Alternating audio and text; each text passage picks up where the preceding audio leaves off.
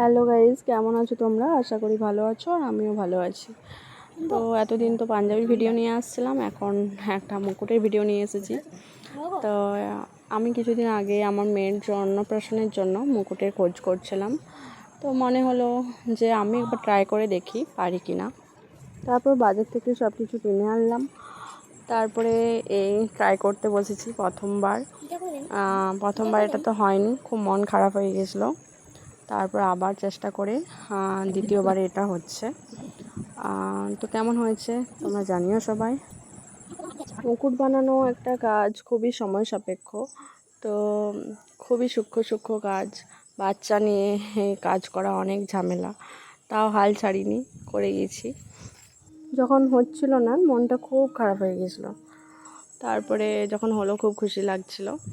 তো ওটা ছিল আগের ভিডিওটা, যেটা প্রথম দেখিয়েছিলাম ওটা তো হলো না, আর এটা সেকেন্ড বার ছিল, এটা থার্ড বার ছিল। তো কেমন হয়েছে তোমরা জানিও।